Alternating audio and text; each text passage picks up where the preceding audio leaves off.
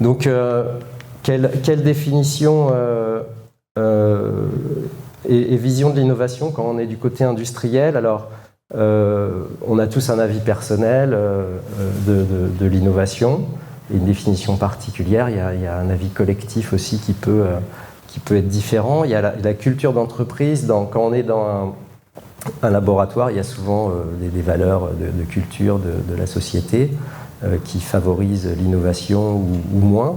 Ça dépend de la structure dans laquelle on est. Dans les petites biotech, souvent c'est dynamique, c'est innovant et à la pointe de la recherche. Dans les grosses structures, on va dire des laboratoires plus anciens qui travaillent sur des marchés de masse, c'est peut-être moins visible. Voilà, l'innovation, ça peut être un nouveau mécanisme d'action, par exemple, d'une molécule. Mais est-ce que finalement, ce nouveau mécanisme d'action, il va apporter un bénéfice ou pas? Donc oui, c'est innovant, c'est un nouveau mécanisme d'action, mais si ça apporte pas grand-chose de plus, c'est pas innovant. Ça peut être évidemment une efficacité supplémentaire, ça peut être une différence statistique entre deux médicaments, mais est-ce que ça apporte réellement un bénéfice clinique au niveau du ressenti? Ça dépend de la manière dont on configure les études cliniques aussi. Ça peut être aussi un médicament mieux toléré. Ça peut être un confort d'utilisation, une administration différente. Par exemple, un médicament qui vient en prise orale alors qu'avant c'était en perfusion ou en sous-cutané, ou pire en intratécal. Voilà, ce qu'il faut savoir aussi, c'est qu'un confort d'utilisation ou d'administration, c'est pas forcément vu comme une innovation par les autorités de santé. Donc ça ne va pas forcément donner lieu à une négociation supplémentaire pour négocier par exemple un prix supérieur ou prévenir d'une baisse de prix. Souvent, ces améliorations de confort, qui quand même sont des progrès pour les patients, ne sont pas vues par les autorités comme une innovation et en tout cas une récompense au niveau comme une différence d'efficacité ou un progrès en tolérance.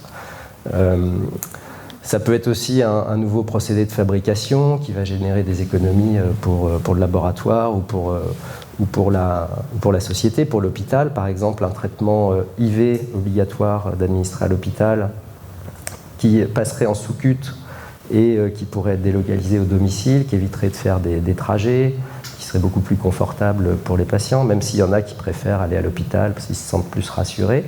Donc ça peut générer des économies, mais parfois à l'hôpital, vous savez que c'est la tarification à l'activité, il faut remplir les hôpitaux de jour, qui sont déjà bien remplis, mais si on les désengorge, ça va diminuer le budget de l'hôpital pour l'année suivante. Donc parfois on a l'impression d'être entre le marteau et l'enclume parce qu'on essaye de vouloir désengorger, mais finalement c'est pas perçu comme tel dans certains cas. Nouveau mode de commercialisation, j'ai mis ça pour tout l'aspect digital des choses.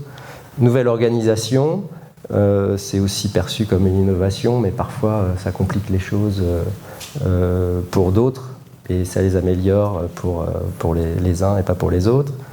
Et voilà, toute la communication digitale, l'intelligence artificielle qui arrive progressivement dans nos métiers aussi fait que il y a de l'innovation perçue, qui est bien pour certains, plus difficile pour d'autres, parce qu'il faut changer les manières de travailler et c'est pas facile.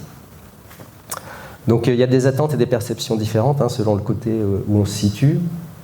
Les patients, les usagers, les professionnels de santé, les autorités, les employés, on a tous un regard différent sur l'innovation et ce qu'on en attend.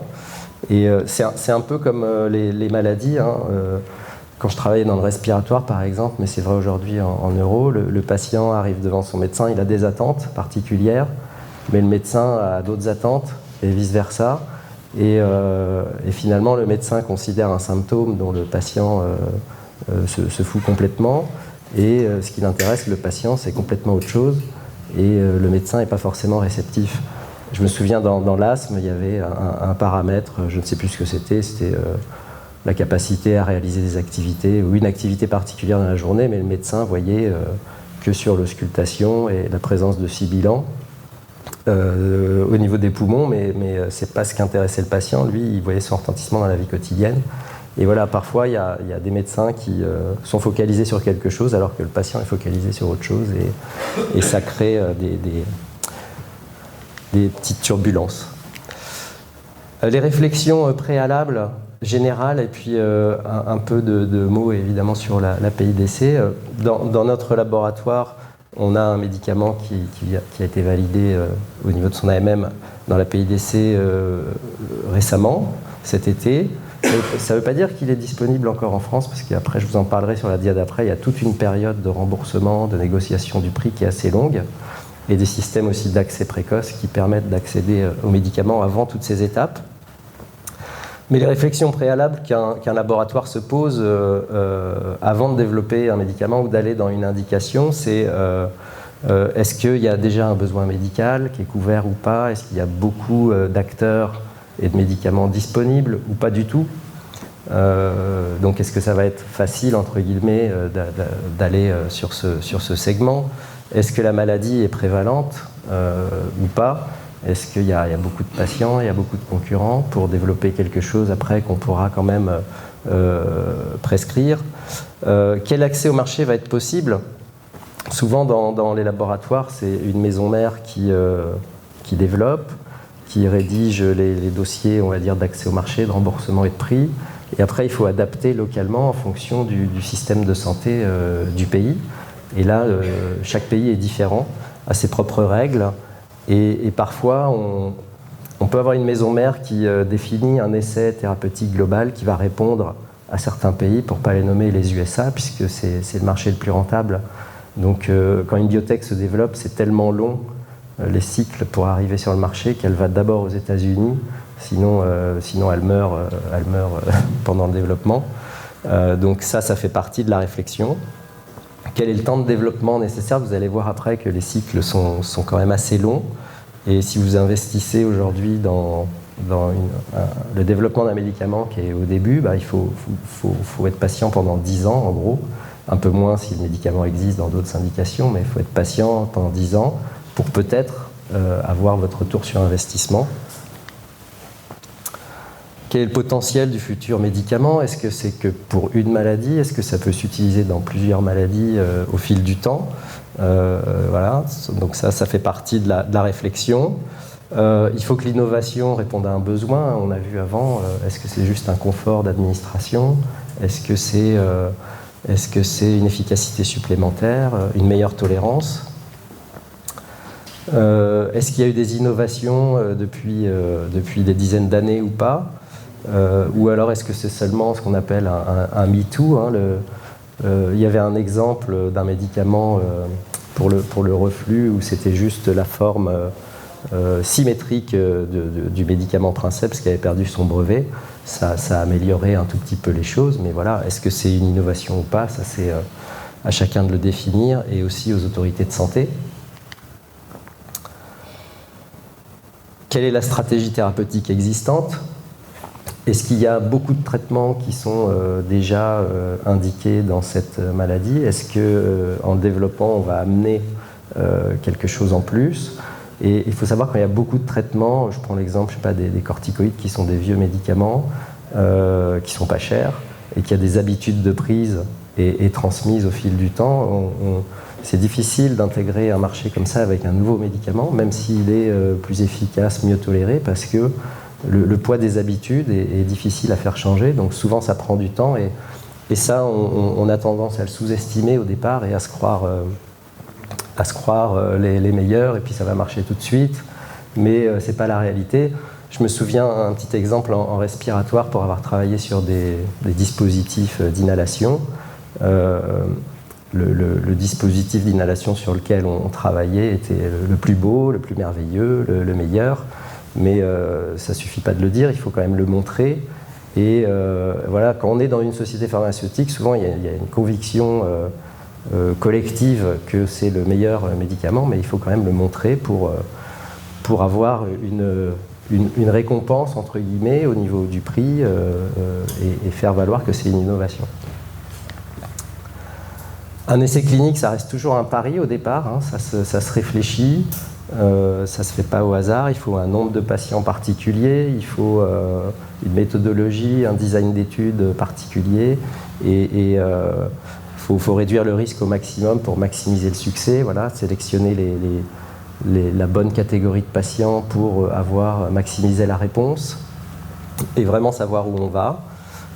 Est-ce que l'essai va répondre aux enjeux de l'accès au marché mondial, mais aussi local par pays, hein. Il y a des essais qui sont développés, par exemple un essai versus placebo. Il y a des pays qui n'acceptent plus ça et qui veulent que ce soit versus un comparateur actif, un traitement actif. Donc ça n'aura pas le même poids dans la négociation ensuite pour le remboursement et pour la négociation du prix. Le coût d'un essai clinique, c'est des choses qui sont difficiles déjà en interne dans un laboratoire à avoir, et surtout quand on n'est pas dans le département de la recherche clinique. Mais globalement, il y a des essais qui peuvent coûter très cher, il y a des essais qui sont très simples, monocentriques, qui peuvent coûter moins cher.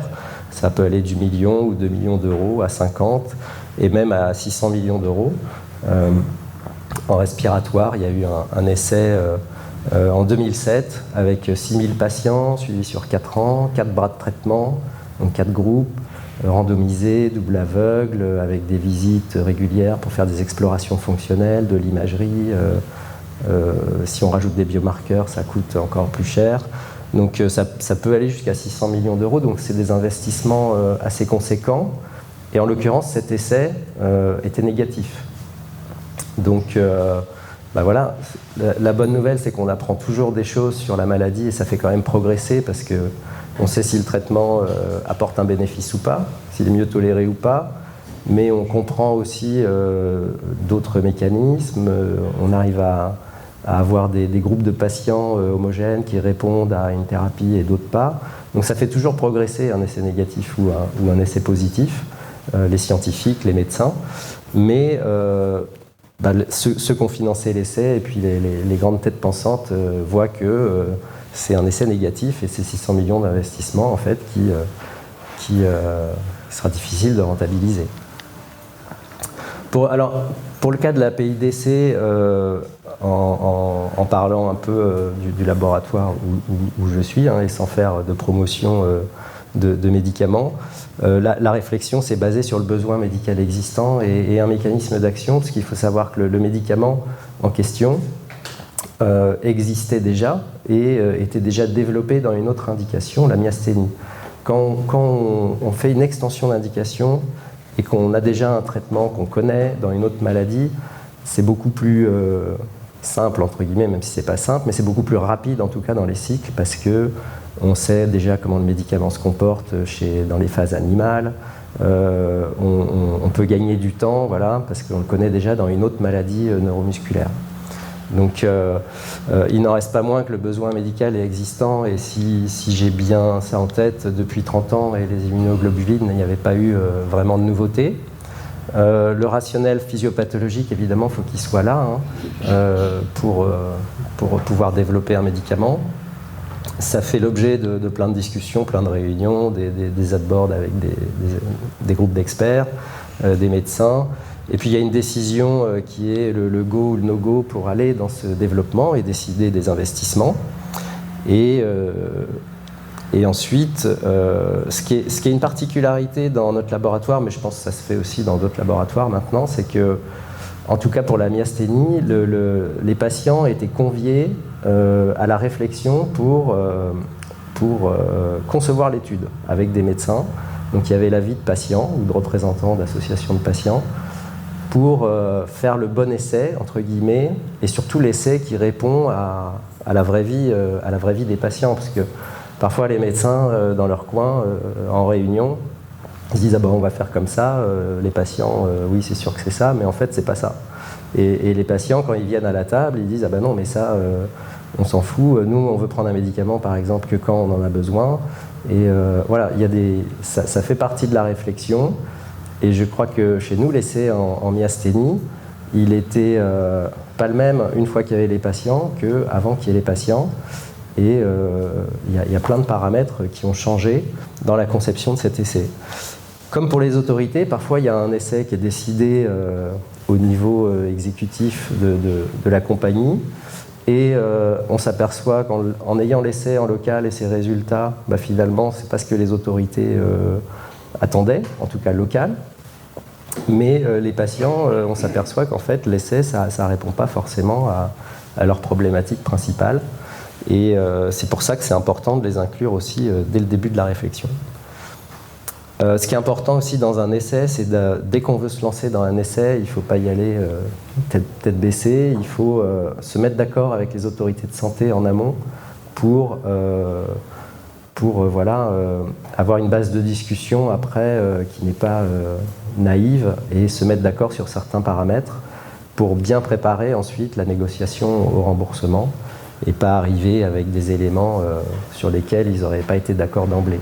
C'est début 2018 qu'il y a eu la décision d'y aller, et le premier protocole a été finalisé en 2019, le premier patient a été inclus en 2020, et la publication de l'essai, de sa phase en tout cas en double aveugle, pas la phase d'extension ouverte où les patients sont suivis pendant 2-3 ans après, a été publiée en octobre 2024, et l'AMM européenne, c'était en juin 2025, donc cet été, et aux États-Unis c'était un an avant, l'été 2024. C'est un essai qui a été mondial, avec 30 pays et 230 centres d'investigateurs, d'hôpitaux. C'est un essai où 322 patients ont été inclus. 322, ça veut dire qu'il y en a eu au moins le double, en tout cas examinés par les centres pour ce qu'on appelle le screening, la sélection des patients. Et il y en a qui répondent aux critères d'inclusion, d'autres pas. Et donc au final, voilà, 300 patients, il faut voir au moins le double pour... Et pour vous donner un ordre d'idée au niveau des coûts, hein, ce genre d'essai, ça coûte, en coûts externes en tout cas, 130 à 150 millions d'euros. Les coûts externes, ça veut dire tout ce que la compagnie va sous-traiter. Les coûts internes, c'est plutôt le coût de l'équipe de 20 personnes qui travaillent à plein temps dessus. Donc on peut arriver à des sommes supérieures si on additionne les coûts internes. Mais voilà une fourchette à peu près de ce que peut coûter un essai comme ça. Il y a eu 10 centres français, donc je crois que la France a été le deuxième meilleur acteur pour inclure des patients. Quand on est dans un laboratoire pharmaceutique, ça facilite les choses après d'avoir beaucoup de centres qui ont participé à une étude parce qu'ils connaissent déjà le médicament, ils ne le découvrent pas, mais il y a des essais où seulement les États-Unis ont participé. Alors les Américains, physiologiquement, on n'est pas forcément très différents d'eux, ils sont peut-être un peu plus gros, mais voilà, ça fonctionne pareil. Et quand on arrive avec un essai où les centres n'ont pas participé, ils découvrent. Donc c'est plus long à mettre la machine en marche que s'il y a déjà des centres qui sont exposés à l'essai. Et voilà. Donc oui, ce qui est important, et pour faire le lien avec après, l'essai dans l'API d'essai, c'est un essai positif. Donc c'est bien pour tout le monde. Mais par exemple, chez Argenix, en décembre 2023, il y a eu 2 essais de phase 3 dans d'autres indications. Le pemphigus vulgaris, c'est une maladie dermatologique auto-immune, et le PTI, c'est le purpura thrombopénique immunologique. Aussi une maladie auto-immune, mais du côté hématologie. Ces 2 essais de phase 3, ils avaient 200 ou 250 patients, ils sont négatifs. Donc là encore, ces essais ont été enrichissants pour la science et la pratique médicale, parce qu'on s'est aperçu par exemple que pour le pemphigus, finalement une petite dose de corticoïdes faisait très bien l'affaire, et notre médicament se démarquait pas quand on l'ajoutait. Mais c'est un investissement de ces ordres-là, de grandeur, qui fait que c'est un peu un coup d'épée dans l'eau au niveau investissement et rentabilité future, mais ça fait quand même progresser la connaissance. Et l'autre essai aussi était négatif, donc au-delà de l'investissement non rentable, on va dire, pour les sociétés qui sont cotées en bourse, ça fait aussi jouer la bourse à la hausse, à la baisse, quand il y a des résultats positifs ou négatifs. Et quand il y a des moins 20%, moins 25%, moins 30%, comme il y a pu avoir, ça diminue aussi la capacité à se financer. Alors je vous ai mis juste sur une diapo les grandes étapes de développement et le cycle d'un médicament. Peut-être que c'est des choses que vous connaissez, mais je trouvais que c'était intéressant de voir le cycle et puis surtout le temps que ça prend pour développer des médicaments. Donc il y a une échelle un peu sur 10 ans. Voilà, en moyenne, hein, ça dépend des indications, des molécules, des laboratoires, mais aux alentours de 10 ans, après le tout début et la dépose du brevet, c'est le temps qu'il faut pour bien développer un médicament et le mettre sur le marché au niveau commercial. Donc il y a toute une période de recherche fondamentale, une étape où on identifie des cibles thérapeutiques et des mécanismes d'action, et aussi l'industrie pharmaceutique ou les biotech travaillent beaucoup avec les académiques, hein, l'INSERM par exemple, qui identifient des cibles thérapeutiques, des nouveaux mécanismes d'action, mais qui n'ont pas les reins assez solides financièrement pour pouvoir développer. Et du coup, il y a beaucoup de partenariats académiques. Ensuite, il y a une phase préclinique et animale et toxicologie, souvent sur des rats, des souris et des lapins et puis des cochons d'Inde, pour se faire une idée un peu de la toxico. Pourquoi ces animaux-là? C'est parce que ce sont des animaux qui sont fréquents, nuisibles par exemple pour les rats, et aussi ça se rapproche pas mal de l'humain, même si on ne se ressemble pas vraiment. Ensuite, on rentre dans la phase des essais cliniques chez l'homme. La phase 1, la phase 2, la phase 3. Ici, en résumé, on est chez des volontaires sains pour étudier les doses et augmenter un petit peu. Okay. La phase 2, on est sur la preuve de concept, l'efficacité, la tolérance. Et la phase 3, ce sont les études de grande dimension c'est là où ça coûte le plus cher, en fait, l'investissement en phase 3. Et ce sont les études de support de l'autorisation de mise sur le marché qui répondent à des standards de qualité pharmaceutique. Et ensuite, il y a plein de départements qui vont interagir. Et il y a le réglementaire. À la fin de la phase 3, quand elle est positive, voilà, il y a des dossiers qui sont soumis aux autorités pour avoir une AMM. Et ensuite, il y a pays par pays l'accès au marché pour obtenir un remboursement, obtenir un prix. Donc en France, ça se fait avec la HAS pour le remboursement. Et ensuite, une fois qu'on a le remboursement et certains index, on peut aller négocier son prix avec le comité économique. Tout ça, là, on est à 10 ans. Mais tout ça, ça peut durer entre 1 an et 4 ans en France. Donc ça peut être très long. Ça dépend si votre médicament est connu ou pas. Et ça dépend aussi de la négociation du prix en France. Donc ça peut être très très long. Et après, ça vit sa vie commerciale chez tout le monde, enfin chez les patients, avec la pharmacovigilance qui est importante pour suivre au niveau tolérance les effets indésirables et documenter en fait ce qui se passe dans la vraie vie. Parce que dans les essais, les patients n'ont que, entre guillemets, la maladie. Et on gomme plein de facteurs extérieurs pour avoir une population homogène, pour vraiment voir ce que va faire l'effet de la molécule. Mais après, dans la vraie vie, les patients ils peuvent avoir d'autres maladies, d'autres traitements, et c'est différent. Donc c'est important de collecter les effets indésirables ultérieurs. Tout au long du cycle, il y a des experts et des professionnels de santé. Alors au début, c'est vraiment des chercheurs, puis après des médecins, et puis selon si on est en marché, je ne sais pas, diabète ou autre chose, il peut y avoir des spécialistes de ville, même des généralistes.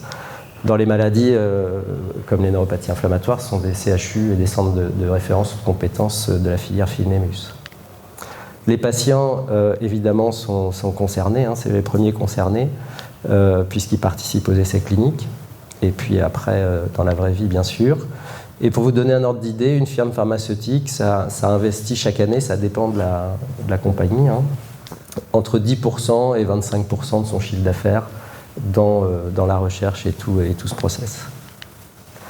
Je vous ai mis aïe, ça c'est l'intelligence artificielle qui arrive aussi sur toute cette chaîne d'industrie et qui impacte déjà les cycles, qui devrait beaucoup réduire chaque étape, notamment celle-ci pour analyser des millions de molécules et voir l'effet en simulant dans des machines, voir l'effet que ça peut faire sur un récepteur ou pas, et ainsi sélectionner les bons candidats.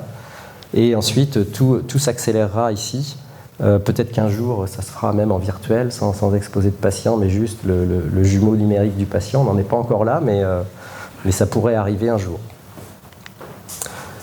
Ici, c'est juste une dia pour vous résumer que quand il y a un succès d'un médicament, ici en vert, donc qui va commencer à rapporter des revenus, il faut voir qu'il y a eu pas mal de dépenses avant, surtout en essai de phase 3, qui sont très coûteux, qui coûtent 60% peut-être de toute cette chaîne. Et quand on a des essais qui sont arrivés en phase 3 et qui, malheureusement, pour une raison ou une autre, s'arrêtent, voilà, il faut repartir de zéro. Et en fait, parfois, un médicament compense tout le reste, mais ce n'est pas forcément toujours le cas. Et encore pire, parfois, il y a des retraits du marché pour des médicaments qui sont déjà commercialisés parce que on va s'apercevoir que chez des patients qui ont d'autres maladies, d'autres traitements, c'est incompatible peut-être d'avoir ce traitement, donc ça arrive qu'il y ait des retraits. Et ma dernière diapositive, c'est juste, ici je ne reviens pas dessus parce que les coûts de développement, vous avez compris que c'était assez onéreux, ça peut être 1 milliard en moyenne pour développer un médicament et arriver au bout. Ça dépend des domaines thérapeutiques. Par exemple, dans la dépression, un essai sur 2 versus placebo est négatif, donc il faut en faire plusieurs pour montrer des preuves. Voilà, quand ça s'additionne avec beaucoup de patients et un suivi long, ça coûte cher. Sur 10 000 molécules au départ, il y a généralement un succès à l'arrivée. Un succès, ça ne veut pas dire un médicament qui va faire des milliards de chiffre d'affaires pour compenser, mais ça peut être beaucoup plus minime. Puis ça dépend aussi de la prévalence de la maladie. Et juste un petit mot sur le système de fixation du prix des médicaments, qui est très différent d'un pays à l'autre, et en particulier pour la France, la négociation du prix se fait avec le comité économique. Donc c'est une négociation, tous les 15 jours, il y a une discussion pour progresser sur la négociation. Et sur la base des SMR et ASMR qui sont évalués par la HAS. Et ce qui est important à savoir, c'est qu'en France, il y a un prix facial des médicaments qui est très élevé, souvent pour les maladies rares, mais il y a aussi un prix net qui est confidentiel et qui repose sur une clause d'agreement entre le comité économique et la firme. C'est secret et il faut savoir qu'entre ce prix facial et le prix net, il y a parfois des différences qui peuvent aller de 10% à 90%. Et généralement, pour les médicaments des maladies rares, quand ils sont acceptés sur le sol français, il y a des remises dès la première boîte, il y a des clauses prix-volume, il y a des clauses de capping où on n'a pas le droit de dépasser un certain volume. Tout ça, c'est des accords confidentiels. Mais le prix facial, en fait, qui est le prix public connu de nous tous, ne reflète pas la réalité des prix nets, notamment dans les maladies rares. Donc c'est important d'avoir ça à l'esprit parce que si c'était le prix facial en question, la Sécu aurait pas un trou, mais une abysse. Et dernier mot, pour vous situer Argenix. Argenix a été créé en 2008 et les premiers revenus du médicament dans la myasthénie, c'est 2021.